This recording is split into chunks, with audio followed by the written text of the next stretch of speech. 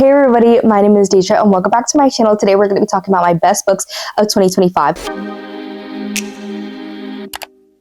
I'm so excited to talk about these books because even though I just filmed my worst books and I was like, dang, I think I literally have an even amount of like 2 stars as I do 5 stars, which is crazy. I normally have like double, if not triple the amount, because normally I don't give out that many 2 stars. I think maybe I'm just getting more critical as a reader. I don't know. But I did read so many amazing books this year, even ones that I didn't give 5 stars. I had so many amazing reads that I absolutely loved, and I cannot wait to talk to y'all about them because some of these I feel like you guys wouldn't expect me to have loved that much. And then my number one book, like I have to gush. Like I have to gush about it because it's so good for the right audience. And all these books are phenomenal. I have so many different genres. I have a decent bit of horror, only like 2 thrillers, some romance, and a couple other genres sprinkled in. So I'm really excited to get into today's video. I'm going to be talking about my top 20. So I have 10 honorable mentions, and then I have my top 10. Please pick them up if they sound interesting to you so we can yap and chat about them, because I need more people to talk about these books with, because some of these books a lot of people haven't even really read. The first one is actually one of the only 4 stars on this list, because usually I don't include 4 stars. I only do like 5 stars and 4.5s. I had some other 4.5s, like a couple that I also didn't include because I had to pick and choose. It was going to be top 20, but this one I knew I had to include because even though I gave it 4 stars, it has lived in my head rent-free since I closed it. And that is Immaculate Conception by Ling Huang. The commentary in this one is just so sharp. It's really an inspection of AI within the art world in a way that feels incredibly timely and a little bit terrifying, honestly. I mean, it is a horror, but what really made this land for me was the main character. She struggles with this deep, ugly sense of jealousy, and as someone who also kind of deals with that, and I try to hide it because I know that it's not a good trait to have, and so seeing it laid bare like that was honestly very validating. And to see it go so far, I was like, okay, at least I know I'm not that insane. Okay, it was a little bit like, okay, I'm okay. When we're following Anka, who meets this girl Matilda in art school, and they become best friends, but Anka is very jealous of Matilda because Matilda starts to get success within art school, and this AI starts taking over and kind of is really inhibiting Anka, but not Matilda. So she's very kind of upset about that. And then we follow them over the course of years. So we see them from art school all the way probably into like their 40s or 50s, and there's this new technology that has also come out that allows you to go into the brain of somebody else and kind of take away some of their trauma from them. It's like a new kind of empathy technology. So it's supposed to foster empathy, but also help the person that you're entering into. So Anka does this with Matilda, and there's a lot of fallout. So again, it talks a lot about AI, but it also has such sharp commentary on women's friendships and jealousy and competition. And I think it handled all of those so well, but also very delicately. But I also had a lot of issues with other books this year where I feel like they had commentary in their books, but they didn't actually commentate on anything. Like they had issues that are polarizing that people typically include in their books to commentate on, like AI or even like female friendships, jealousy, envy, that kind of thing. But then it really wouldn't say anything meaningful. And so that was a big issue I had this year. And then the other issue I had was that books would be too heavy-handed, where it would literally throw in your face every single thought that you were supposed to think. I'm not stupid, and I don't want authors to treat their readers like we're dumb. You need to have the perfect balance. I guess because I'm starting to read so many more books that have commentary in them, and I've been doing it for a couple years now, and I've been reading for so long that I'm becoming more critical of how commentary is handled rather than praising a book for just having it in it. And I think this book struck such a perfect balance of commentary where it wasn't too down your throat that you felt like you were stupid, like that the author thought you were stupid at least, but it also actually did commentate on things meaningfully. And the twist at the end of this was absolutely amazing. It caught me completely off guard in the best way possible. One of the best twists I've read all year, and I didn't even expect a twist to come into this book.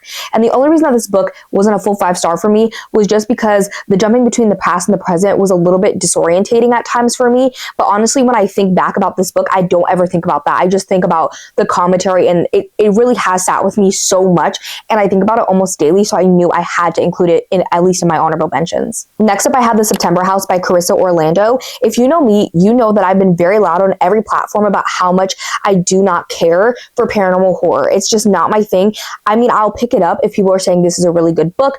I am a follower, okay? So I will pick up books that people are saying are good, even if I know that it's not my typical genre, because sometimes we have a case like this where it ends up being one of my favorite books of the year, because ghosts don't really scare me. Haunted houses leave me just kind of whatever. Usually like haunted house, possession, spirits, ghosts, all of that, when that is like the main horror of the story. Usually they cap out at around 4 stars for me, 3.5, 4, because I can respect the craft, but I just don't feel it within me, you know, like it just doesn't connect with me for some reason. There's just something like a barrier that just separates me. But this book truly blindsided me because it's the closest I've come to a perfect haunted house story. What makes it work that this house is a flawless allegory for an abusive marriage. Most books use ghosts for grief, which I love, but using them to kind of mirror this devastating precision of domestic abuse was gutting. Like it truly was, and every detail felt surgical in this book.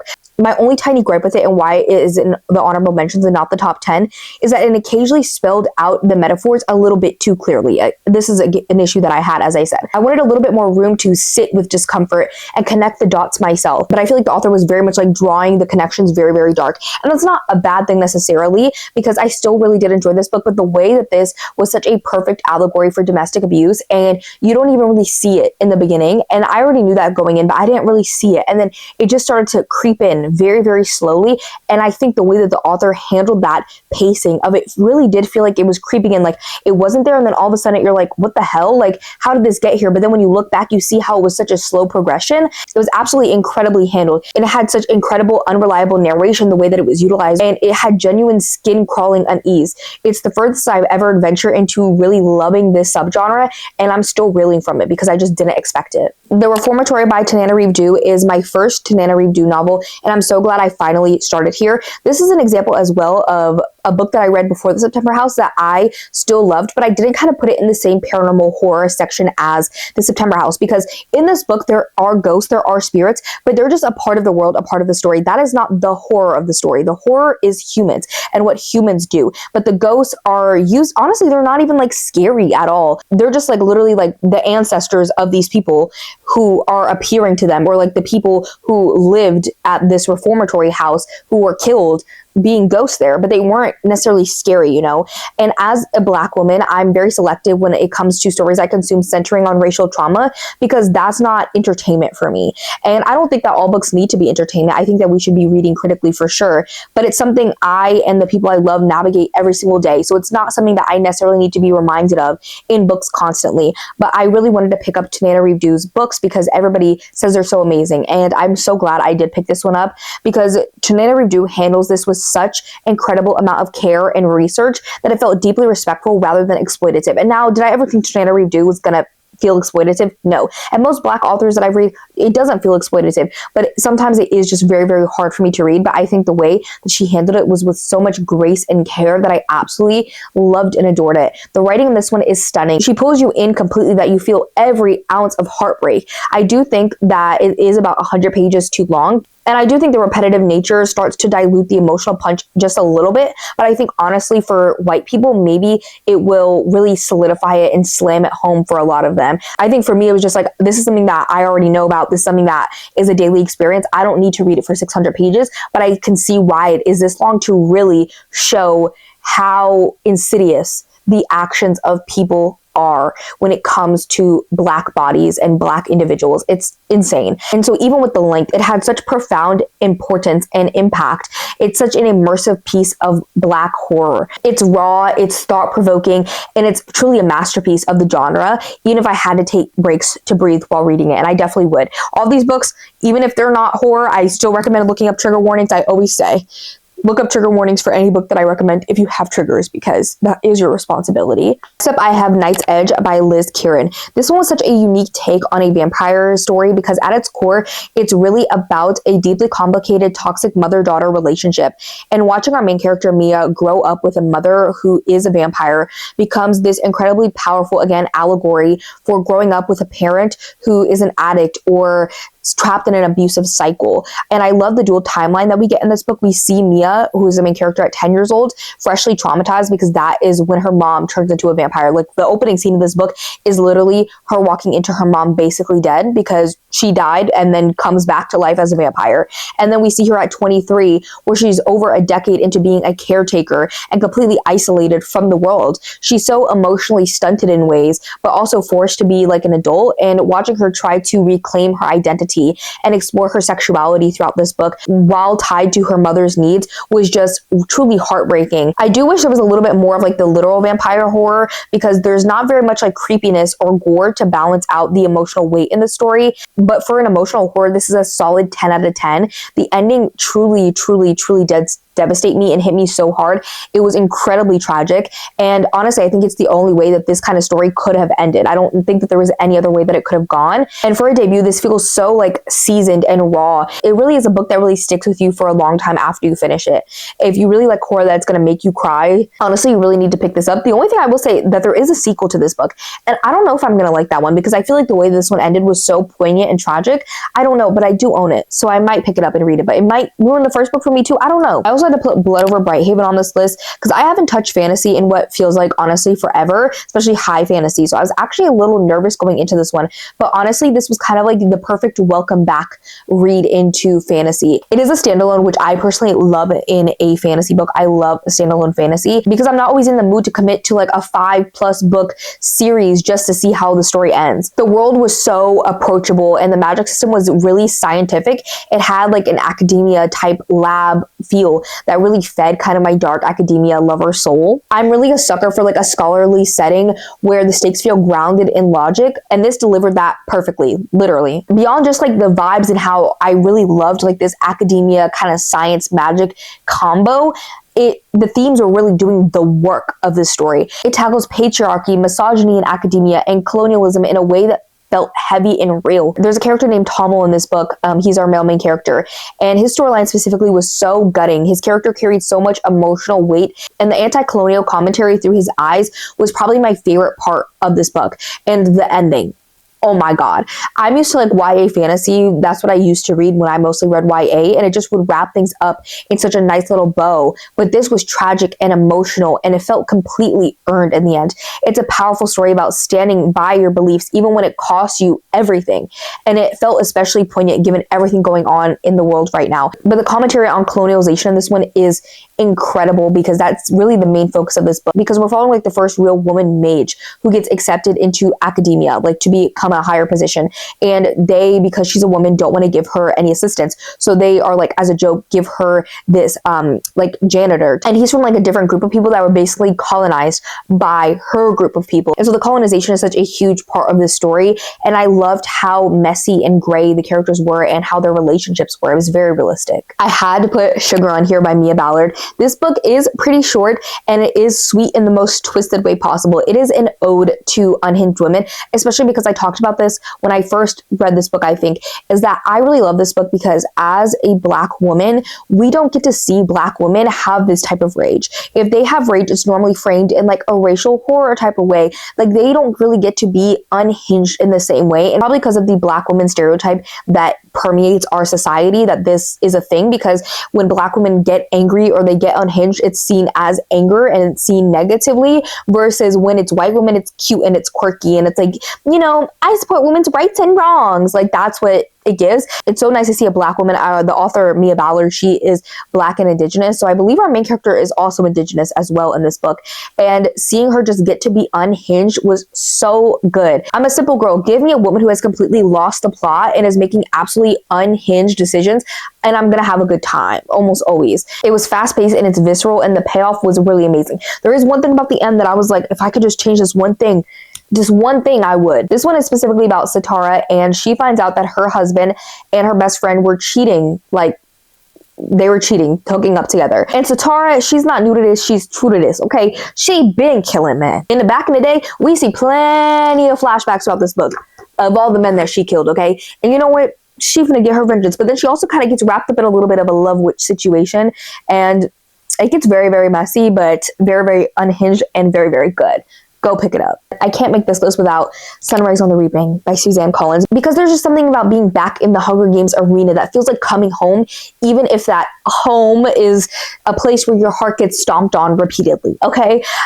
Because this one was phenomenal. Suzanne Collins does not miss when it comes to the politics of the world of the games and the brutality of the Capitol. I love seeing Haymitch's story. I always had empathy for Haymitch, but this one really, really brought me way more empathy for him. And his time in the arena was honestly one of the hardest ones I think we've seen throughout the entire series. And I think I really need to reread this because I literally flew through it so quick. I feel like I don't remember what happened as much as I really want to, but this book was an absolute gut punch because some of the scenes and deaths and things that happened in this book are really, truly heartbreaking. It was very tense, and it gave me exactly what I wanted from a Haymitch prequel without feeling like a cash grab. And it reminded me why I love the series so much, because I did love The Ballad of Songbirds and Snakes, but that one is a little bit different from the other Hunger Games books because they don't have that arena element. And I guess the only first two have that arena element, but I miss that. I love being in the arena. I don't know if I'm some sick, twisted individual, but I love that. And so I was so happy to be back in the arena and seeing it more from this angle again, just kind of a different one.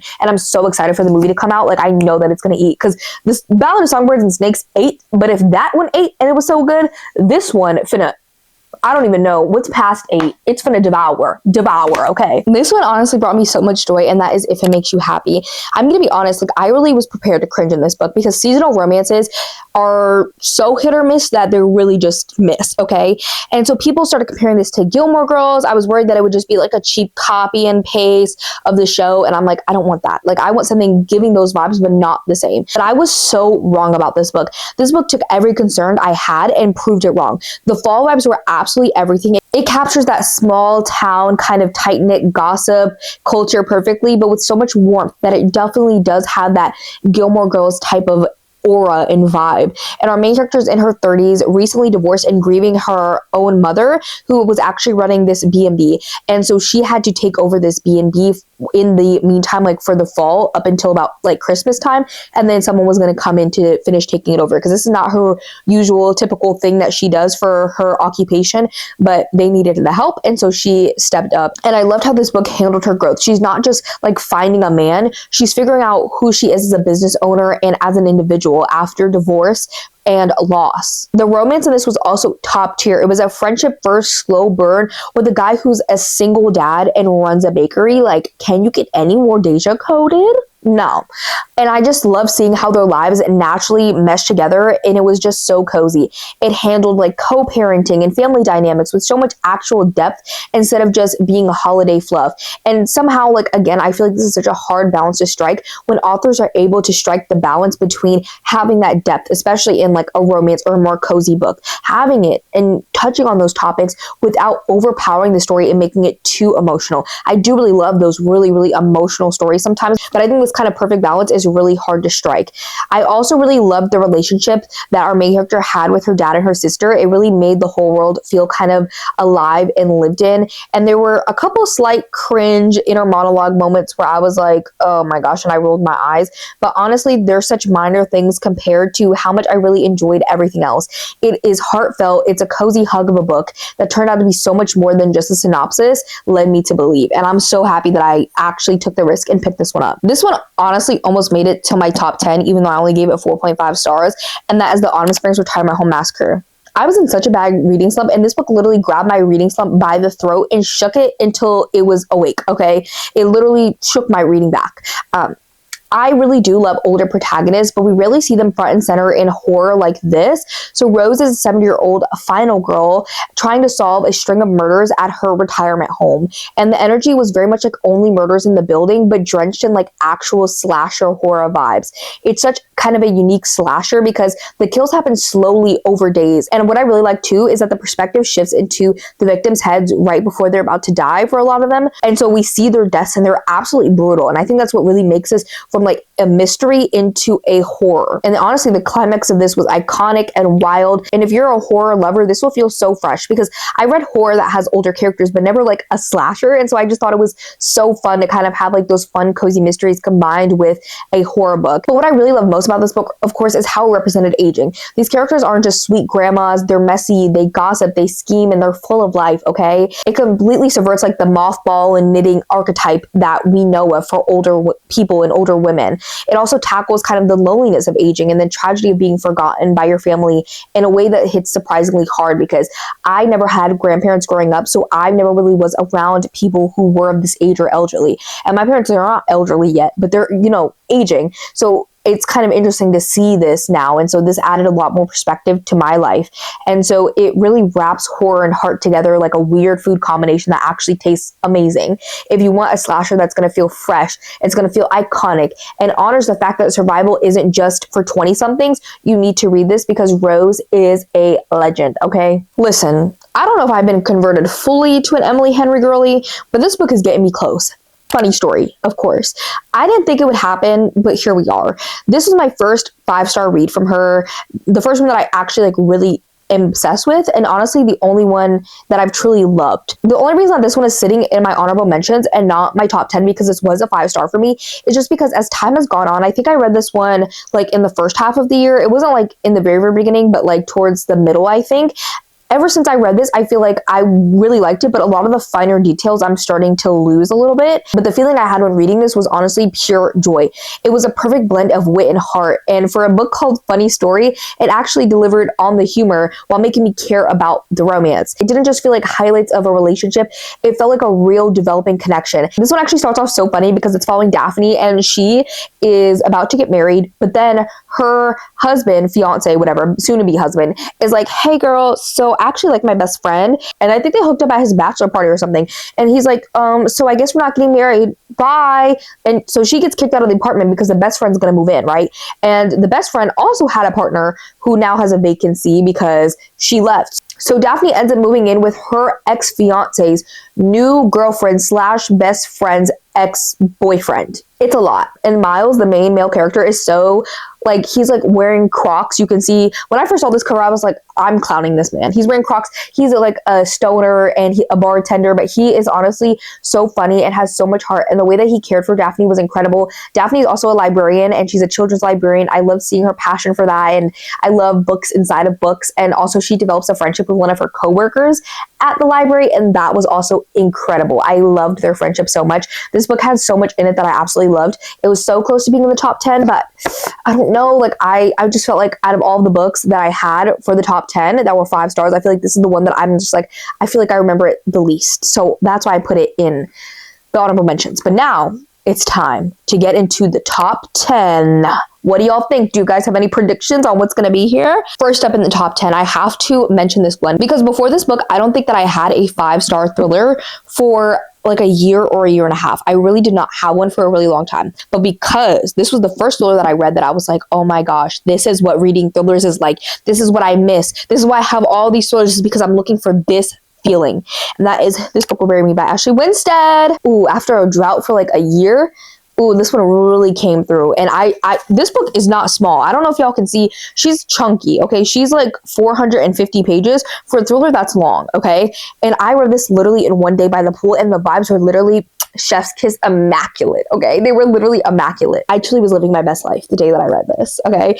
By the end of this book, I was completely gooped and gagged. I feel like it's kind of hard for twists to shock me. Even if I don't guess them, I'm normally oh, that makes sense. It's hard to really gag me.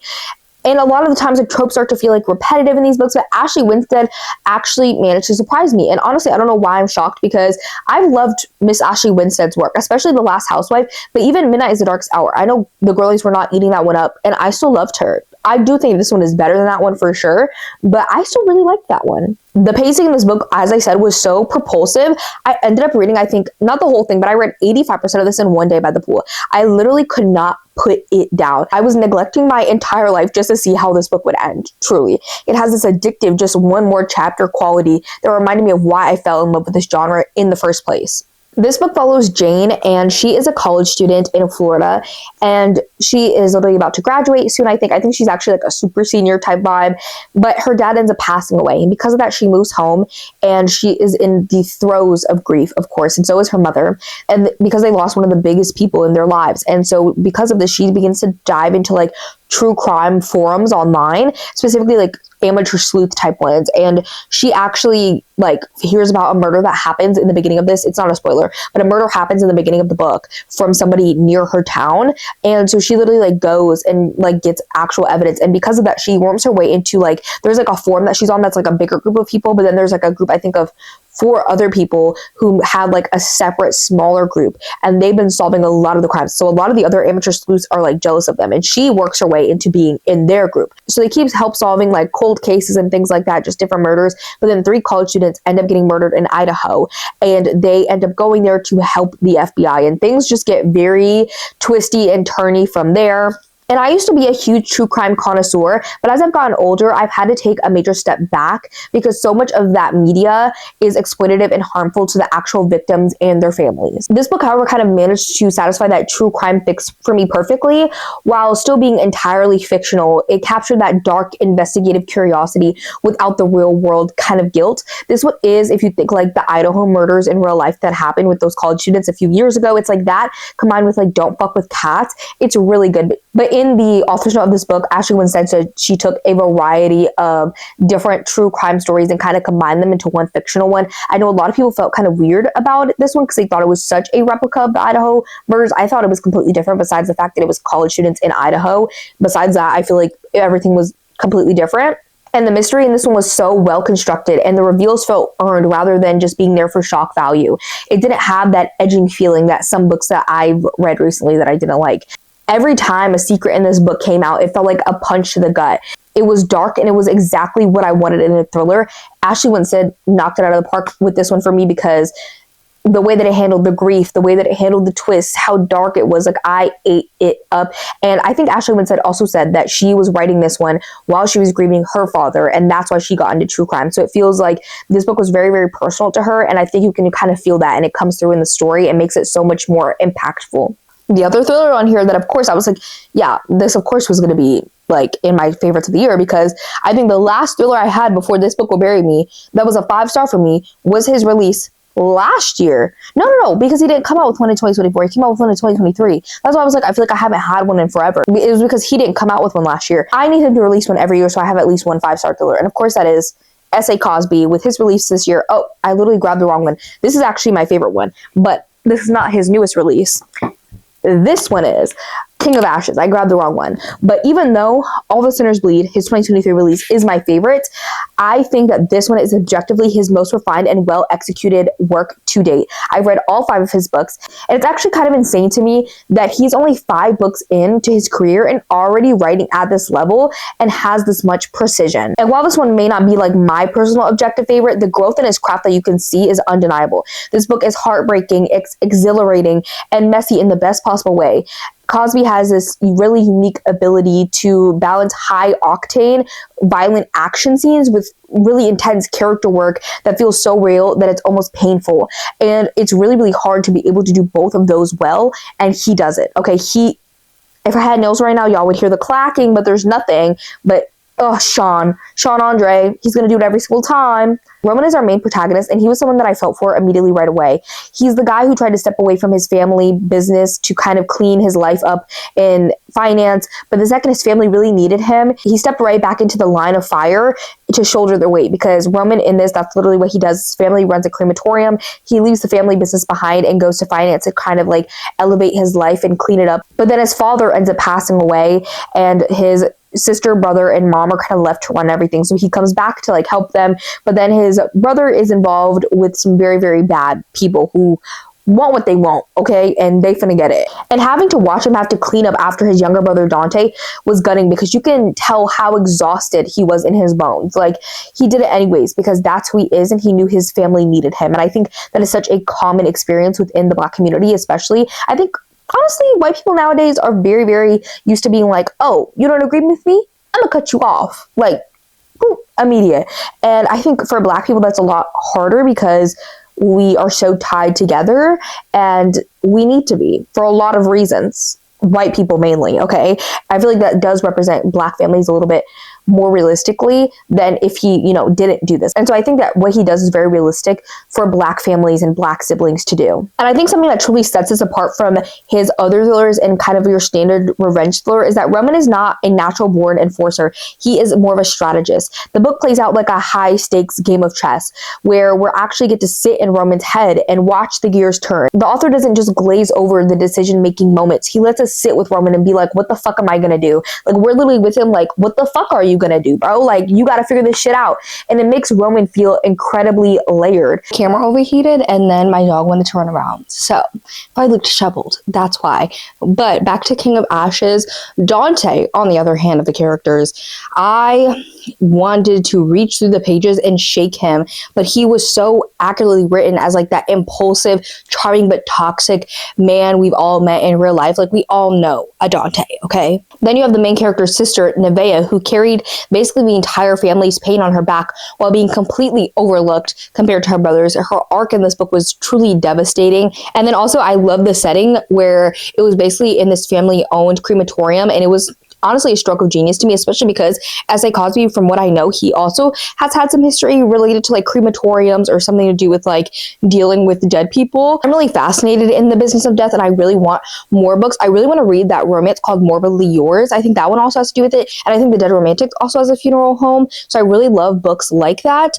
And it adds kind of like a macabre, visceral texture to this gang war plot that's in the story. The violence in this book, of course, just like all S.A. Cosby books, is nauseating and it's brutal, but it never feels gratuitous because he gives every act emotional context. Nothing is ever happening without that. And I feel like that's what makes his book so strong, is he brings the emotion, he brings the characters, he brings the heart. And with that, it's like messy, it's complex, it's gray, it's not black or white. But then he also brings like the action and the gore and the vengeance. And this book is a gut punch of secrets, generational trauma, and it's a slow unraveling mystery that proves S.A. Cosby is one of the best authors working today, period. I don't care what nobody else got to say. The Jesse Q. Satano book I decided to put on this list is Vera Wong's Guide to Snooping on a Dead Man. This is the sequel to Vera Wong's Unsolicited Advice from Murderers, which I think was on my favorites list last year. I loved that book, and I love the second just as much, because if Vera has one fan, it's me. If she has no fans, I'm dead. I would happily read 100 books in this series because Jesse Q. Satano has created a character that feels like she belongs to all of us. Vera is an absolute icon. She's a nosy, tea-brewing, mothering busybody who basically uses her auntie powers to solve crimes and fix people's lives simultaneously. She's doing both, and she does them both expertly. Since this is like a cozy mystery series, each book is in its way episodic, so this follows a different mystery, but we do still see the characters in the first book, which I love. Is like in that book she created such a found family, and in this book she creates like a newfound family, but then merges the newfound family with the old found family. And this follow-up also kind of raises the stakes from the first book while keeping every single bit of like the heart and humor that made everybody fall in love with the first book initially, because Vera's nosiness is truly a superpower, but it's her fierce loyalty and her need to build a chosen family that makes you root for her so hard. She is like the amateur sleuth we all deserve, one who will solve your murder but also bully you into eating a proper meal and cleaning up your apartment. Like, she is going to give you the best of both worlds. I would say this mystery is honestly a little bit darker than the first one, which I simultaneously liked and didn't like. Like, I feel like it's neutral. Like, I really like the levity of the first one, but I also kind of like the darkness of this one. It goes into like the actual mystery is a little bit kind of depressing, honestly, but it is well paced and engaging with just enough twist to kind of keep you guessing. But the case, of course, just like the first book, is almost secondary to the relationships. Not in like a bad way. I feel like they're almost 50-50, but the relationships just are truly the standout. The author writes with such warmth and wit that the whole book feels like it's a warm hug from someone who actually cares about you, even though it has a little bit of more like harder topics and it's talking about some pretty dark things. And I love watching Vera weave together these broken people and give them a sense of belonging and identity. It's incredibly satisfying to watch, and I just think that this is some of the best found family that I've ever found in any book ever. This book tackles themes of second chances and the importance of community in a way that never feels preachy, just deeply human. It's chaotic, it's funny, it's addictive, but it also has these genuinely touching moments that catch me off guard every single time. Jessie Q. Satano, besides that one, I think it's the third book in the Auntie series, is the only one that I didn't really like. Besides that, she has my full trust at this point. Whatever she writes, especially in this series, I'm reading. Because I also love her other series, but this series takes the cake for me every single time. And I'm already counting down the days until I can snoop with Vera again, because I need more books in this series expeditiously. Jessie, get on it right now. Write 5 more. Gimme. I also really loved My Husband by Maud Ventura. This was honestly a real surprise for me because this one really wasn't on my radar. I don't remember what made me pick it up, but I remember I was cleaning one day and I was like, I just need a short audiobook, like one that I can put on and I'm going to finish in my entire cleaning. That's just what I wanted. And I know that my friends were talking about this one. I think it was just available from my library. And I fear I love this book because it was relatable, which is a very like, don't tell my therapist kind of admission when it comes to this book. I'm obviously not as deep in the trenches as this woman, but I absolutely was like, oh yeah, I get her. Like, I think most women who have dealt with men, like if you're attracted to men, you've understood this woman before. This is a story about a woman who is pathologically obsessed with her husband of 15 years. On the surface, they kind of have the perfect life. They have 2 kids, a beautiful home, but her entire existence is calculated performance to keep him interested. She literally analyzes every single word, every blink, every sigh to see if his love is wavering. And she punishes him with these tiny kind of secret adjustments when she feels slighted in a way by him.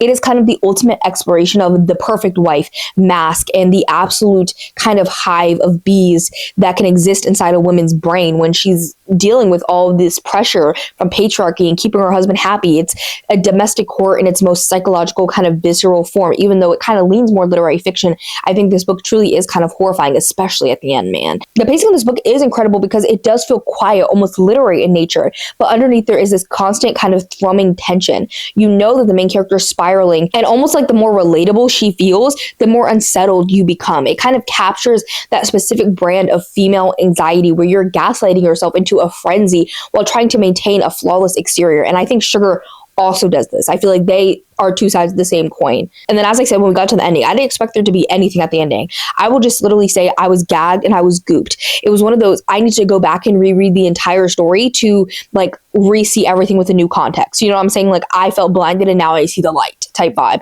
And it was so perfectly executed that it made my head spin. This book kind of takes the idea of a locked room thriller and moves the locked room inside the narrator's own head.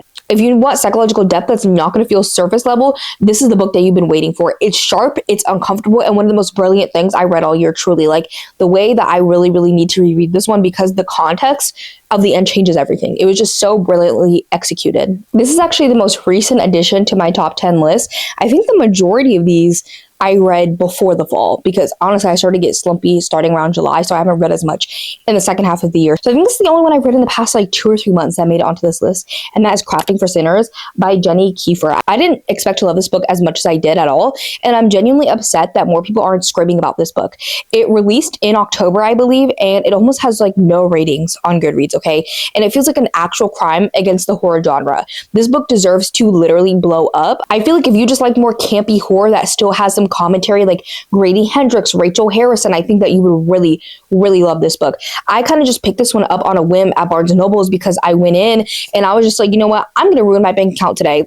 And I was like on a horror new releases kind of vibe because I was filming that for my 24-hour readathon I did a couple months ago. And so I was like, okay, this one's a new release horror. Nobody's really talking about it, but I'll get it for my video. Like, I ended up inhaling this book. I think I read this book in less than like 3 hours total because it was so amazing. I've really never read that fast in my life, truly. This book like grabbed me by the collar and refused to let go. If you love kind of like the culty, campy energy of Black Sheep by Rachel Harrison, I think that you need to drop everything and pick this up immediately. It's set in a craft store that is very obviously like a riff on Hobby Lobby. And the premise is so funny because it's basically this woman who worked at this Hobby Lobby-esque craft store and she ended up getting fired because she is gay. So she does live with her partner, but they like pretend like they're roommates, like they're best friends, and like they close their windows, all of that. But they live in like this really religious small town that has like this really big church or whatever, like a mega church, and they're trying to get out. Like, they're scared, but they can't really work because she got fired, her partner's struggling with work, so it's like this cycle where they need better jobs so they can get money so they can leave, but they can't get the better jobs until they leave, if that makes sense. And so she actually crochets on commission, so she knows like they don't really keep good stock at this store, so she decides that every single time she's gonna like steal from them, especially because they did her dirt and fired her. She just be stealing yarn, whatever she wants from there. And one day she's going to work on this commission and she's stealing yarn, And then the employees end up trapping her in this craft store. And then this religious, basically cult, begins to hunt her down. And it's peak horror comedy. Like, you can't get more campy horror than that. But honestly, underneath the camp, there is some of the sharpest religious commentary I've ever seen. It explores how systemic religious barriers trap queer people in small towns where escape feels impossible, and where you can play by every one of their rules and they still will find a way to destroy you every single time. This book is basically like your worst nightmare under fluorescent craft store lights. Like, imagine literally you get trapped inside a store and the workers are hunting you. Like, actually terrifying. And the first half is kind of like this intense claustrophobic cat and mouse game throughout the aisles of yarn and seasonal decor, and the kills are genuinely brutal and visceral. The author does not hold back when it comes to the kills at all. Like, and a lot of them are using the things around her in the craft store. And then the second half kind of takes some wild, unexpected turns that I really enjoyed. And I honestly don't know if I would have believed you beforehand. Like, I just did not expect the way this went at all. And the author just had the skill to pull this off perfectly. The pacing never falters. The tone stays consistent even when things get absolutely bananas. And the ending was so satisfying. I had zero notes, literally no notes at all. It's fun, it's brutal, and surprisingly meaningful. It's everything I didn't know I needed. And it's one of the biggest 5-star surprises of the year. Like, it just combined campy horror with heart and commentary. Like, you know what it is? It gives me the same feeling that I get with my favorite slasher book, Cirque Berserk, where again, it's like a little bit deeper and has a little bit more commentary than just a typical slasher, but it still has like those really fun vibes. And that one's more like 80s carnival, and this one is definitely like craft store. But this one is just so unique, and I did not think an author would be able to pull off a premise like this so well and make it where it is so fun but still has so much heart. So coming in at number 5, we have Can't Get Enough by Kennedy Ryan. You thought Miss Kennedy was going to escape off this list? Haha. You thought wrong. I truly don't think anyone is writing romance with as much weight and intentionality as Kennedy Ryan right now. Every time I pick up one of her books, I know I'm not just getting a great love story. I'm getting a story that actually matters in the real world. Also, this little bookmark, if you're curious, is because I read this when I went to go visit my friend Haley in Austin. So this is like my little ticket, my airplane ticket. So I just keep it in there for the memes, you know. But I think I literally posted a picture of this when I was on the airplane. I was like, okay, I guess I'll just give Kennedy Ryan my firstborn. Like, that's how amazing she writes her books. But I'm willing to give her my firstborn child. I literally texted my boyfriend. I was like, we're giving her a firstborn child. Like, we just have to, because she deserves it at this point. I don't know. This book was an absolute perfect conclusion to the Skyland series, and Hendrix exceeded every single expectation I had of her. She's brilliant, she's driven, she's grounded, and watching her navigate the heavy responsibility of caring for her mother. But I think she has like dementia or Alzheimer's or something like that. So she's helping care for her aging mother while trying to still show up for her career and her community. And that absolutely just wrecked me. It felt so authentic to the Black experience of being a strong woman who still needs space to be vulnerable. Hendrix's journey wasn't just about finding a partner. It was about honoring her own capacity and grief. And the way it written was so full of heart. And Maverick, he is the blueprint for a supportive partner. He is strong and successful in his own right, but he never tries to diminish Hendrix's shine. Not ever. He wants to be the person that she can lean on. That's all that he wants. Their relationship was built on a foundation of trust and mutual respect that felt earned over every single page in the story. The romance in this, they had so much chemistry. And again, like, what I do love about her books too, Kennedy Ryan, is that she is writing older characters. Her characters aren't 20-something-year-olds. And I know I'm a 20-something-year-old, so I don't know why I love it so much, but I do. And especially this series, the Skyline series, I love that we are seeing grown people have relationships. They're mature. I think that's what it is. A lot of romances, a lot of rom-coms nowadays, whatever, like the very commercial romances, they feel so immature. Everything. The romance, the chemistry, the way they talk, the dialogue, all of it. But Kennedy Ryan's feels so mature and real. But even beyond the romance, the book balances so many complex layers, the personal and the political, the fight for kind of bodily autonomy and systemic resistance. And the female friendships in this book and throughout the entire series, because she's best friends with the two main characters in the first 2 books, they are some of the most beautiful friendships I've ever read. And seeing a circle of women who truly lift each other up and hold space for each other's pain was so incredibly moving, because honestly, for me, that has not been the experience with many of my friends that are no longer my friends, you know, because they're not those type of people. A lot of people aren't those type of friends. Kennedy Ryan's writing is absolutely stunning. Every sentence feels like it was chosen with a specific purpose. Every single word. I felt every emotional beat in my chest. It's a 5-star read that manages to be bigger than a romance while still delivering one of the most exceptional love stories of the year. I don't know how she does it. It's like her and S.A. Cosby, for real, they're just like the peak. Like, nobody else compares. Coming in at number 4, we have A Botanical Daughter by Noah Medlock. When I read Frankenstein, I read it for school, so I didn't like it really at all because I hated that teacher. Like, honestly, she made me hate every single book that we read for class because she was just horrible and knew nothing at all. She was literally idiotic, honestly. I hated her. So I think about Frankenstein a lot, though, and I really want to reread it because I think I would actually love it. When I first read it, I didn't really like it because of her. And this is actually a Frankenstein retelling. This is one of those rare cases for me where a book manages to be so deeply atmospheric and kind of literary in a sense and intellectual without ever seeming like it's trying too hard or is being pretentious. The Victorian setting in this was handled so beautifully. It felt lived in and authentic, especially with all the fascinating details about botany and taxidermy that were woven into this story because we're following a gay couple in Victorian England, and one of them is a taxidermist and one of them does botany. And then I believe it's the botanist. He gets this weird fungus and decides to put it into one of the like dead bodies, and it may or may not animate into a Frankenstein type creature. And I just really love that plot. And this book didn't feel like a cheap kind of historical costume of a book like some of the other books I read this year. Let's just say that. The world just felt so organic. Like we were just naturally integrated into the setting and the world and the time period without the author trying too hard. And it was just so expertly done. The author knew their stuff and wanted to immerse us in that specific kind of macabre world. And they did that. And it was very successful. What really blew me away in this book though were the characters. They were so fleshed out and three-dimensional, and the relationship between all of them were very complex in a way that felt effortless. Like that's what this book really felt like. It accomplished so much, so flawlessly done and just effortless. The more dilemmas in this story as well are very heavy. It asks you to look at life and death and what we're willing to do for the people we love. And it kind of does it through this eerie kind of botanical Frankenstein lens that is so unique. This one is a slow burn. It's a character-driven story. It's more literary for a horror book, but it is so rich and layered in horror, in depth, in characters, in prose. It's weird, it's beautiful, and it's a total masterclass in how to do a character-driven historical horror book. And I'm like, this kind of solidifies it. Like, I really do love historical horror. Like, I do so much. I think if you like Slewfoot, you could like this. I think if you like Monstrilio, that kind of like literary, slow, character-driven horror, I think you could also like this. Of course, if you like Frankenstein, you would probably like this. And I'm so glad that I just dove into this story because it was easily one of the most rewarding experiences I had all year. And I think I listened to this audiobook in one go when I was doing my nails, and it was just such a good read. Like, there's so much of this book I can't really talk about because it is so spoilery, but we get so much complex, nuanced relationships in this story, and it's just incredible. Again, I think really, if you like Frankenstein and Monstrilio, you need to pick this book up. Number 3 was an absolute shock to me, and that is The Woman by Chris and Hannah. This is one of the first books I read this year back in January, and it still is on my top 10, literally in my top 5 for sure. And I had no idea what to expect going into my first Kristen Hannah book. Everybody says like Kristen Hannah is the GOAT, like everybody loves her, whatever.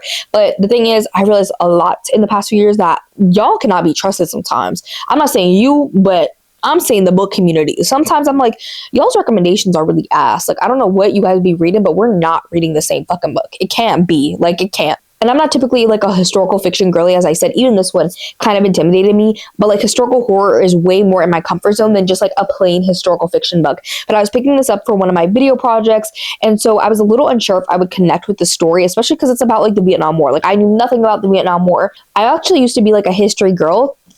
I remember that my family went to New Orleans when I was like probably like maybe like 12-ish or something around that age, and everybody got to choose one place or thing that they wanted to do. I chose to go to the World War II Museum, guys. Let that sink in for a second.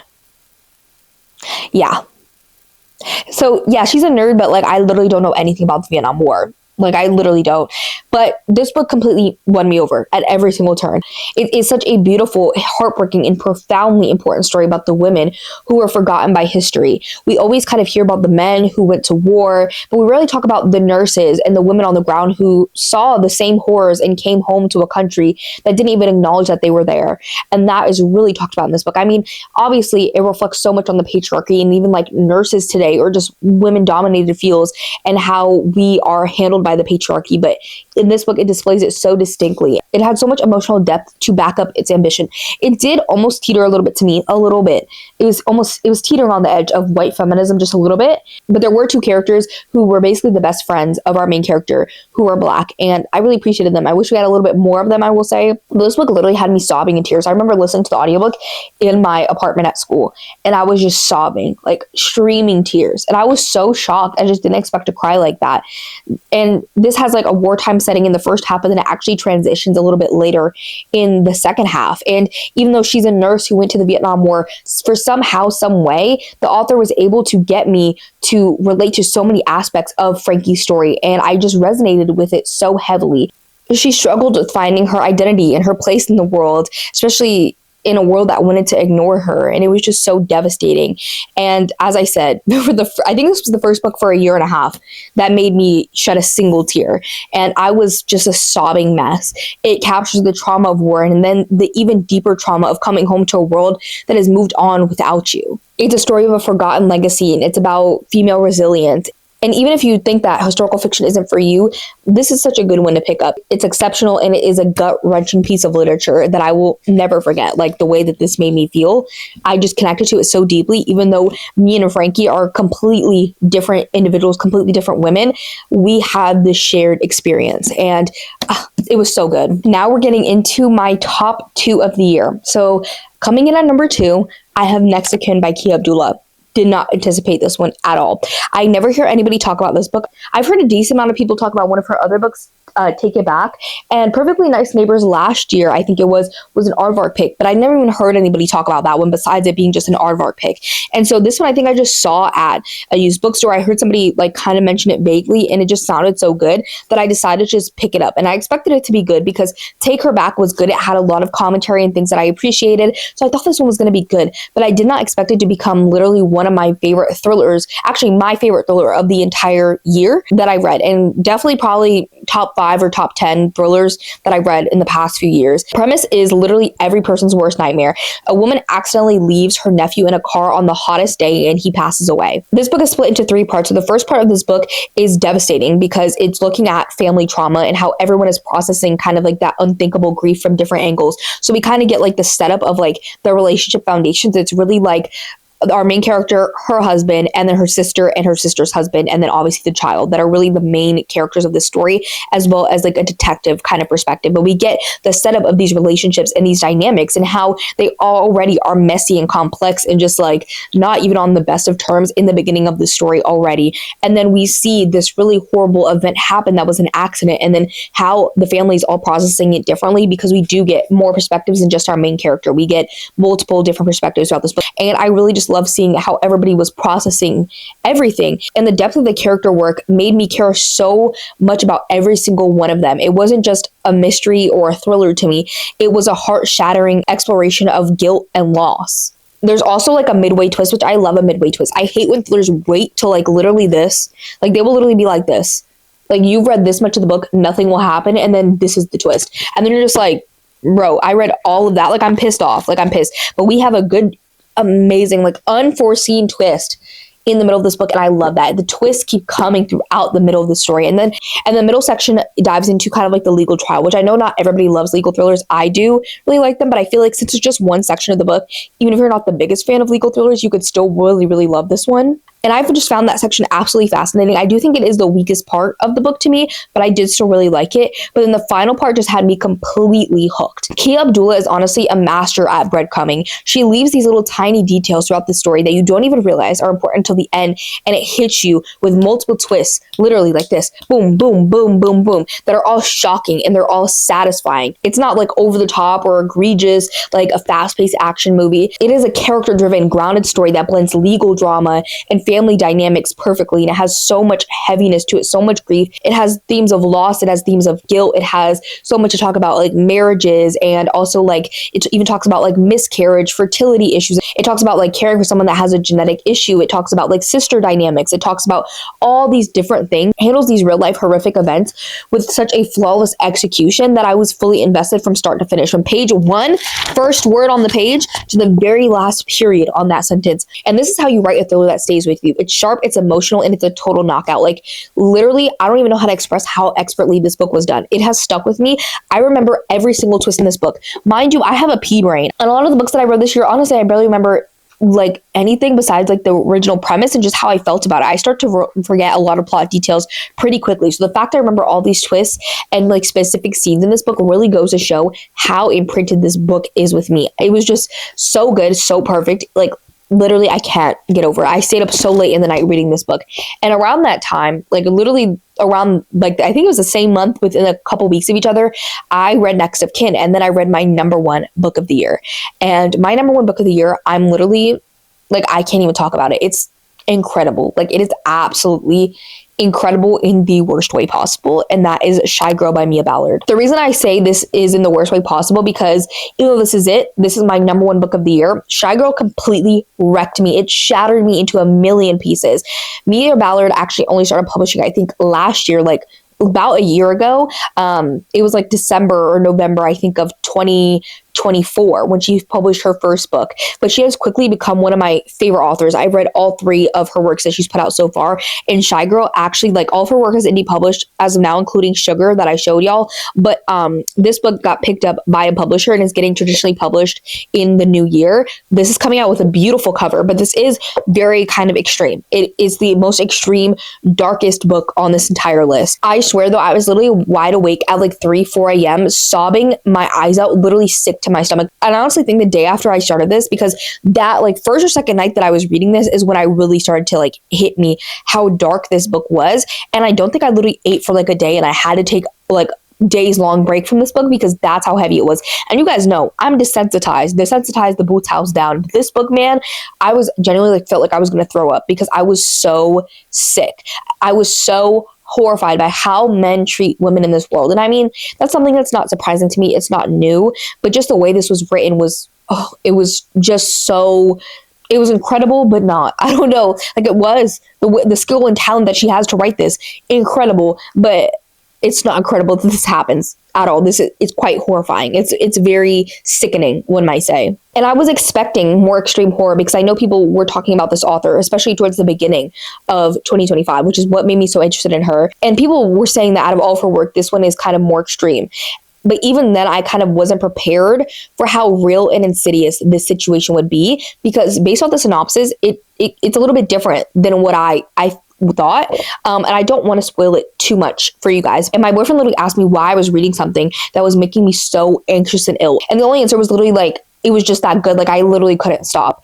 It's so rare for a book to put that kind of visceral physical reaction in me. Like, I was reacting physically. That's very hard for a book to do for me. In this book, we're following Gia, and she is kind of a lonely, isolated woman who has OCD, and she has recently lost her job, so she decides to kind of sign up for like a sugar daddy website. And she meets this man, and what he wants from her is he wants her to basically be his dog, like 9 to 5. Like, that's her job. She just pretends to be his dog, and not just like pretends, like needs to basically act like a dog. The only thing that she was allowed to do really that wasn't dog like was to go use the bathroom, but she was fed out of a dog bowl. She wore a collar. She was expected to not talk. She could not walk, nothing like that.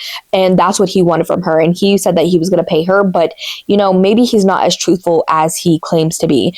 And this book truly shattered me because no matter how much I know how insidious men are towards women, and no matter how deeply I know their hatred runs sometimes, it will never not shock me. You know, it's even like with racism, right? Like, I'm never surprised. Like, I know, but at the same time, it is shocking. Like, it's shocking to think that so many people hate another person because of their race. Like, it's just such a simple thing. And like, it's so crazy that men hate women so much just for simply being women.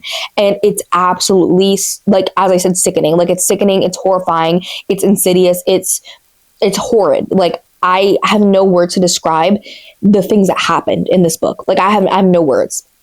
And Mia's writing is absolutely incredible. As I said in all of her books, she's very sharp, she's very intentional, and she's bold. And Shy Girl is very unflinching. It's very brutal compared to even some of the other books I've read like this. Like thinking like Night Bitch. You might think this one's similar to Night Bitch. Night Bitch just hold a candle to this book, okay? This book, one, is phenomenally way better. significantly just all around better, but it's like way darker.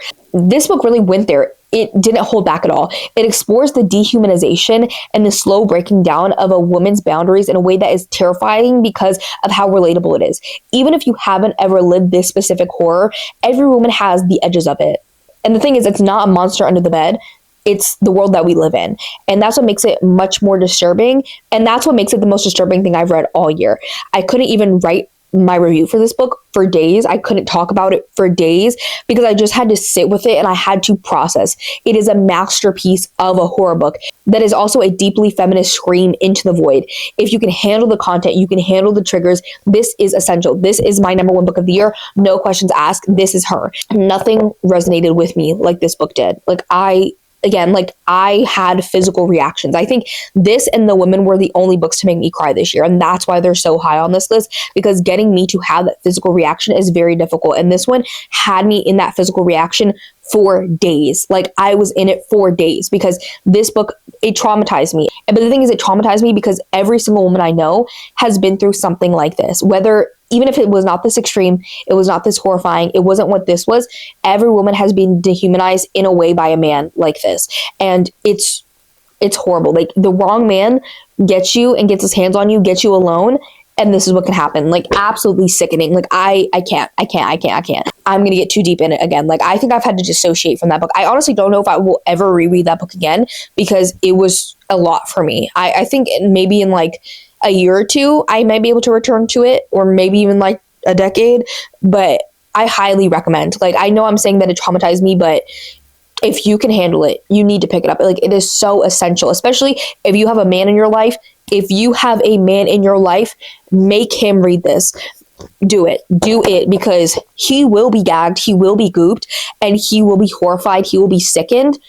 And we need to be supporting authors like this. We need to support authors of color. We need to support Black authors. We need to support Indigenous authors. We need to support queer authors. We need to support everybody. So please make sure you are doing your due diligence. If you look back and every single one of your favorite books of the year has been by a white author, been by a straight author, you need to check yourself. I'm just saying. I'm not trying to call y'all out, but some of y'all, I be looking at your all's videos and I'm like, what's the one thing in common here?